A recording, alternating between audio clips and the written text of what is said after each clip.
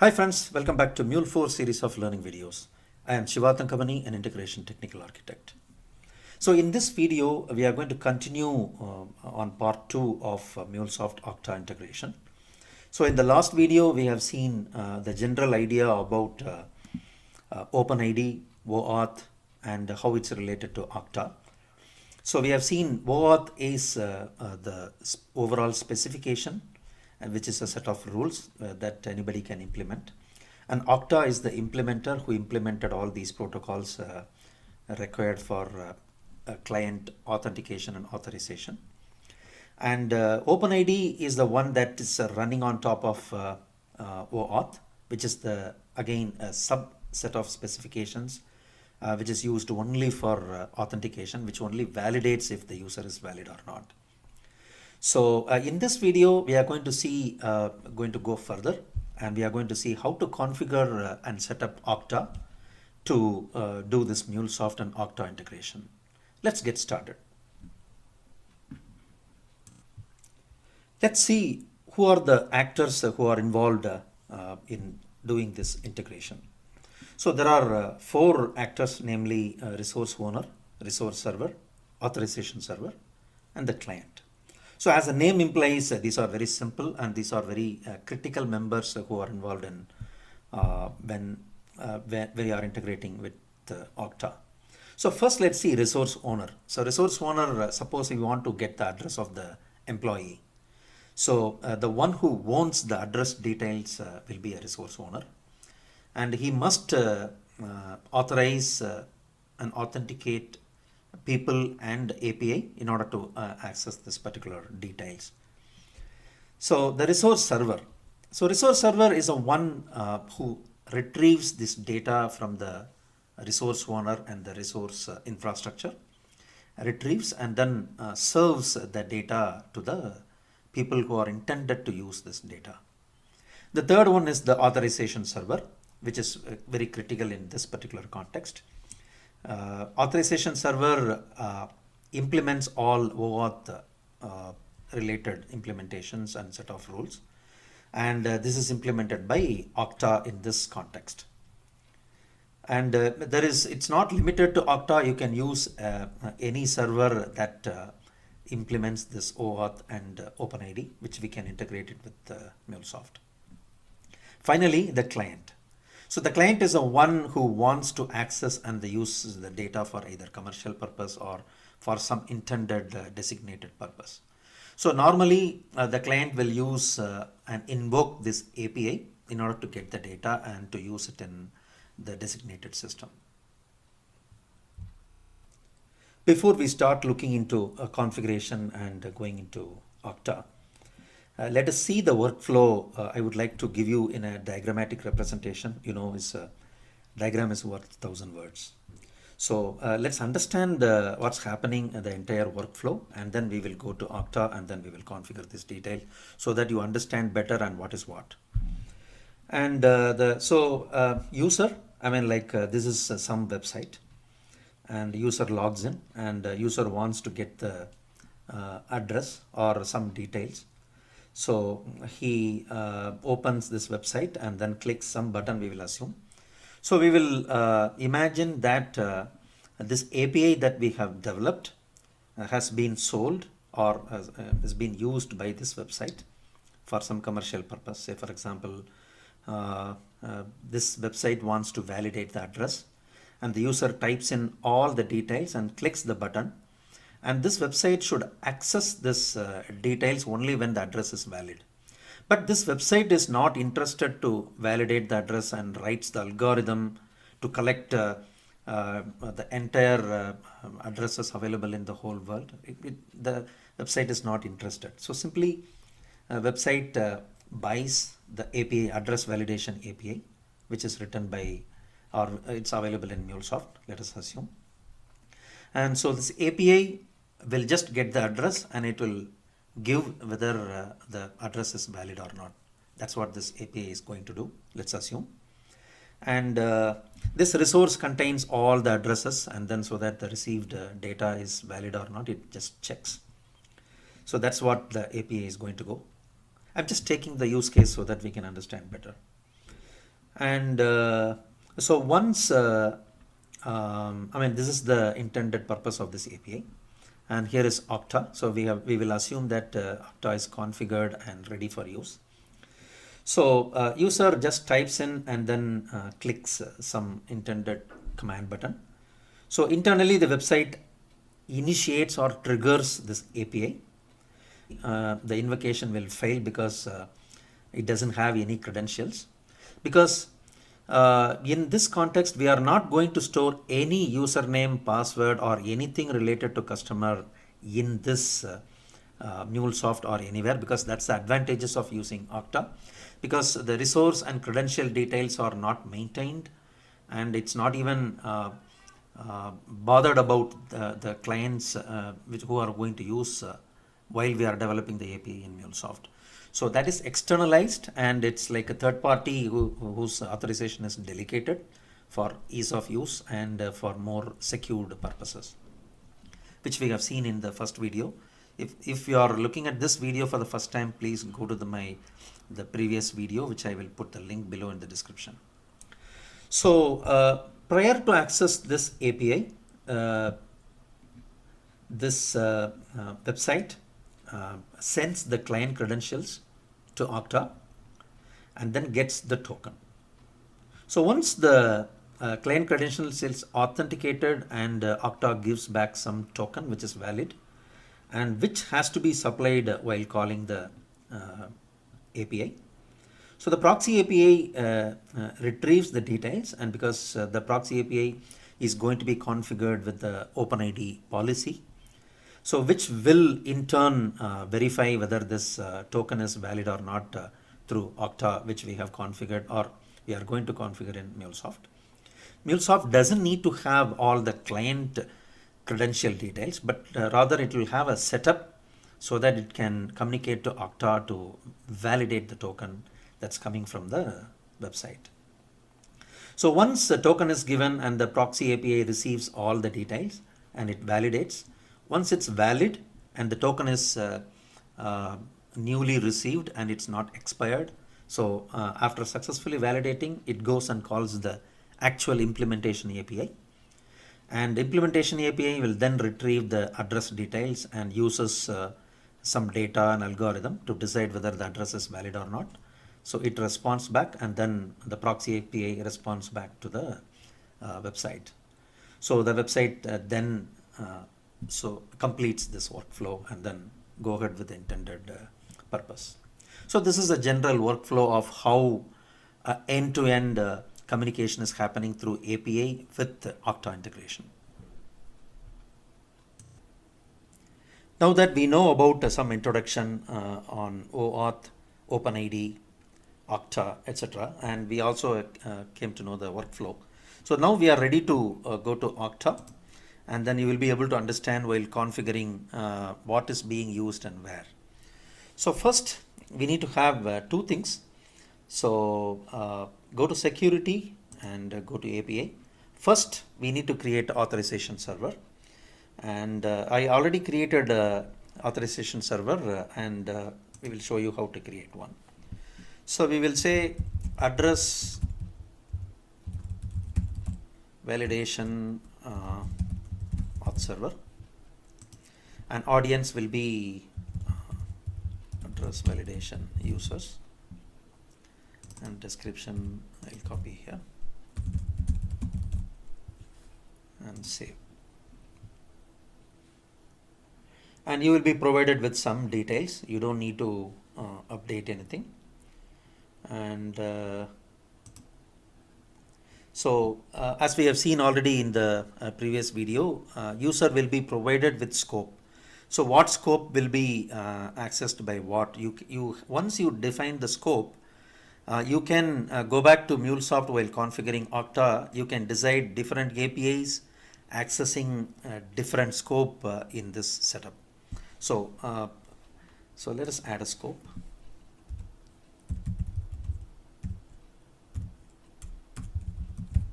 We'll say MuleSoft scope.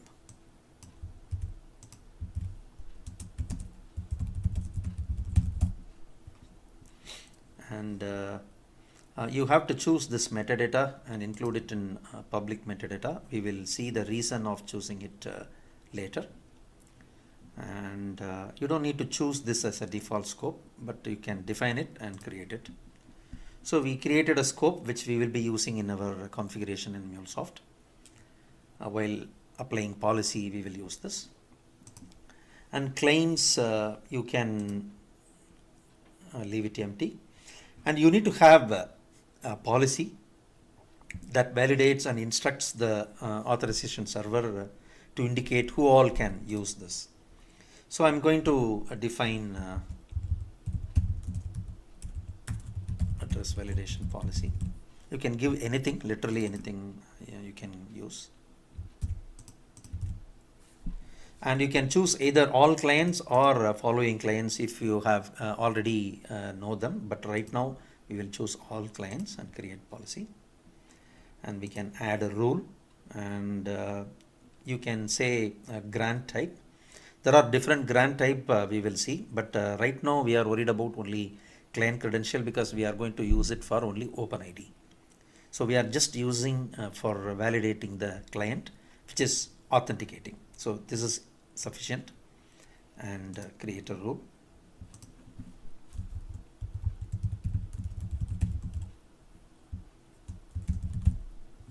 So this is my name of the rule.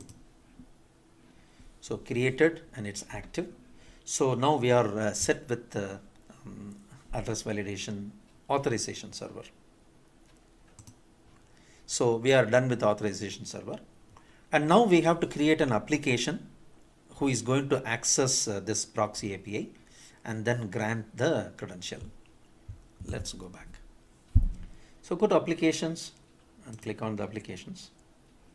And I have already created some application, and you can add and create a new app, and you can choose OpenID Connect, which is what is the policy that we are going to apply in MuleSoft Proxy API. So choose web, and there are different types of access, but we have seen this API is going to be accessed from within some web application. Otherwise it's no use. I mean, like as a developer we access through Postman, but in reality somebody else is going to use this API in their website. Otherwise it serves no purpose. So let's use this web and create it. And the application name, we can say this has to be a specific application, or with this must be related to the restaurant API, say. So some restaurant API, while they are registering and booking, they have to give the address which must be valid. So we are going to give it to this specific restaurant some license to use this API.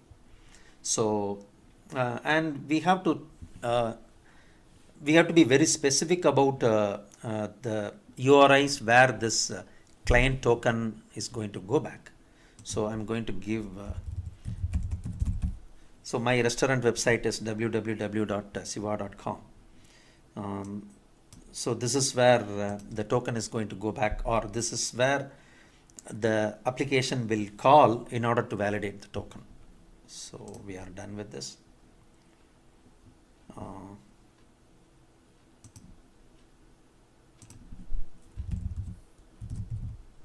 So it has to be absolute. So I added HTTP. So now we have created the application that's ready to communicate to the authorization server. So don't forget to edit it, and then select client credential, which is important, and then save. So once you save it, you can see here the client credentials. You can see client ID and the client secret, which we have created, which is created by Okta. This is very critical, and you need to note down because this is what is going to be used by the end user application. So assume that this is the website, which is an application which has to send this client credentials. So that is what we have done. So while creating the application, the client credentials are available, which we need to go and share it to the end user. Before we verify whether we are able to get the access token successfully, there are certain important things that you might need to do. So we created this application, and it has to be related to some users. So we need to choose this assignment and then assign this application to some users. So who will you will decide who are the users which are connected to that application who can access successfully. So let's assign it and assign to groups, and then for now we will give everyone, assign it, done. So this is very critical step, otherwise the access token will not be received successfully. And then we will see some important step in sign on and add rule. So I'm just giving this for awareness purpose. So you can decide what level of security you want to provide to the website. For example, you can even demand that at the time of accessing the token while giving client credential, you might even add a second layer of security by adding prompt for reauthentication or prompt for multi-factor settings. So these two will allow at the time of accessing the tokens, it will prompt you to do this login in order to access this token. So for now we can automate accessing this token via website. They can just send the client credential and then get the token. But this is something special that's available, where user will be provided with a unique URL which we will hand over to the website. So upon clicking and trying to get the token, the end user will use that URL, and by enabling this prompt for reauthentication, it will again open the pop-up page where you can ask them to provide the actual credentials. So this is available, and this is enforced for the people not to share the client credentials with hundreds of people, so that even if it is shared at the time of accessing, they have to provide username and password. So the person should physically exist to do this. So this is an additional details that could be useful to you. So now let's go and access access token and then see what are the things that are required. So now we are using Postman to receive the token. So in reality it happens via this URL access from the designated website. But now we will see whether we are able to access this token successfully or not.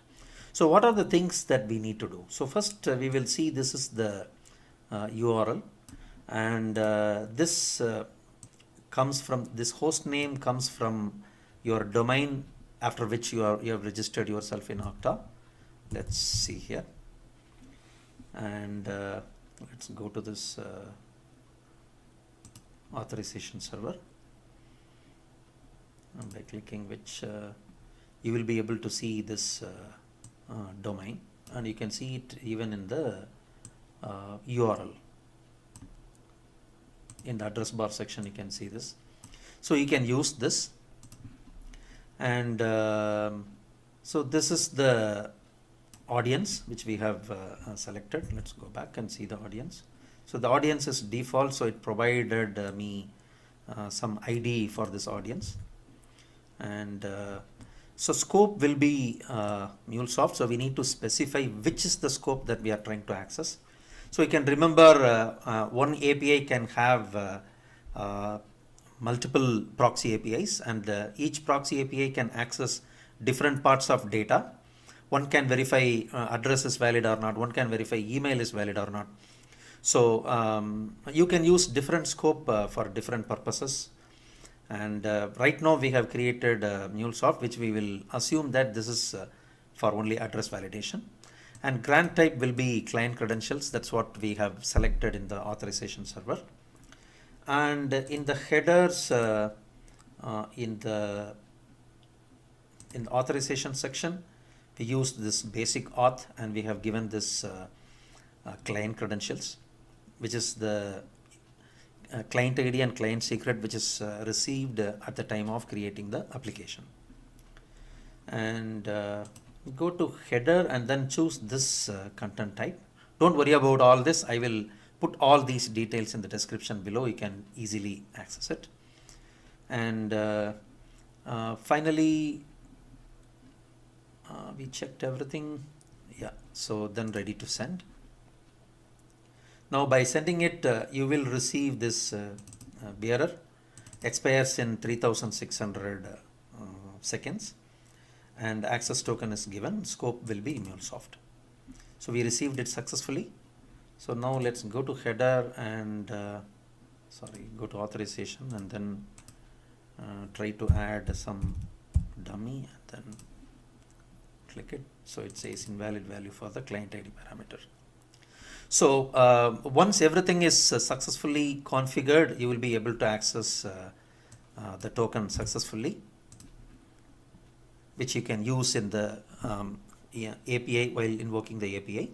So we have done successfully, and we have configured successfully and received the access token.